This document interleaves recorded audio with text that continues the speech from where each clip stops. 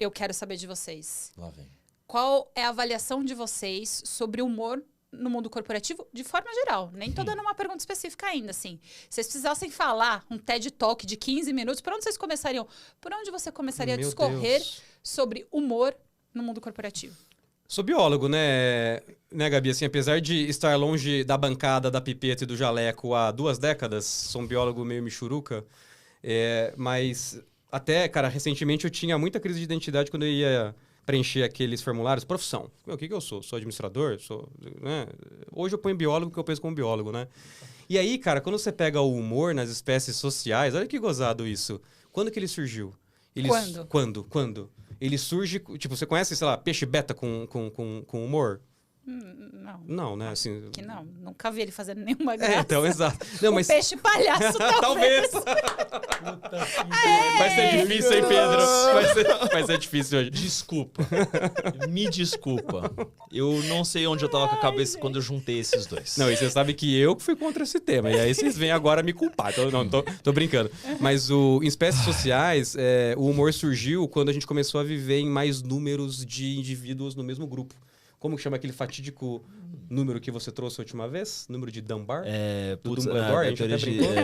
De Dumbledore. 150 mais ou menos, 150. Por aí. Quando os conjuntos de Homo sapiens, seres humanos, começaram a extrapolar o número de 150, alguns biólogos evolucionistas trazem que é quando o humor surgiu. Porque ele começou a surgir como uma resposta adaptativa para algumas questões. Uma delas era coesão de grupo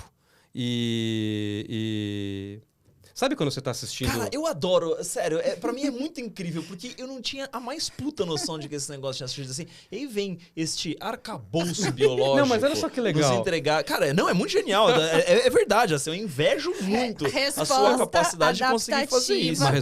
Coesão de grupo. Uma delas. Você sabe quando você assiste, sei lá, o Animal Planet, eu ia falar isso, History Channel, e aí, cara, você vê o macaquinho, né, pegando o bichinho no outro, penteando, né, assim, o pelo... Aquilo chama grooming. Isso. Aquele negócio é um mecanismo de coesão social. Só que qual que é o ponto do grooming, né? Que é literalmente acariciar, cuidar e tudo mais. Ele é 1 para 1. E aí, quando os grupos... Ele é uma geração de intimidade, não intimidade amorosa, mas uma Exato, conexão... de bonding, íntima, né? Assim, no sentido... E aí, o hormônio por trás, que é o mecanismo que é o tal da ocitocina, assim por diante. Mas qual que é o grande ponto do grooming? Ele é 1 para 1. Depende de um fazer o grooming no outro e assim por diante. Quando os grupos começaram a ficar maiores, o grooming não foi mais... Isso, de novo, teoria evolucionista do porquê que o humor surgiu. O grooming não foi mais suficiente. E aí, o humor surgiu como uma ferramenta para substituir o grooming one to many, 1 para vários, né? Então, assim, coesão social é uma explicação. A outra explicação é cauda do pavão. Como é que é? É uma evidência... Cauda do pavão?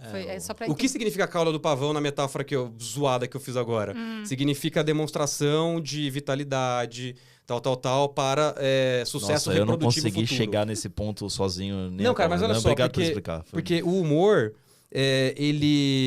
Quem geralmente apresenta humor? Ou quando que o humor surge? Eu tava pensando muito sobre isso, cara. O humor surge quando 2 ideias potencialmente antagônicas, elas coexistem. Do tipo, não é possível que nesse ambiente corporativo tá acontecendo isso.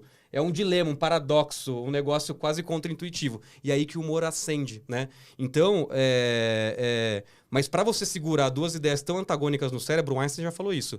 Sinal de inteligência é conseguir segurar 2 ideias antagônicas ao mesmo tempo. Então, o humor ele também sinaliza inteligência, enfim, capacidade cognitiva e assim por diante. E um outro mecanismo que esse eu não conhecia e fui estudar também, fui ler rapidamente, o humor serve para expor alguns desafios daquele grupo sem desafiar a hierarquia. Então, eu estava lendo um artigo, que eu não terminei ele porque era muito longo, mas tinha um takeaway lá que era o seguinte.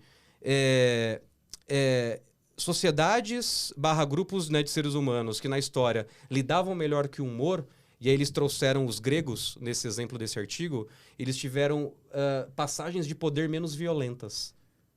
Olha que interessante isso.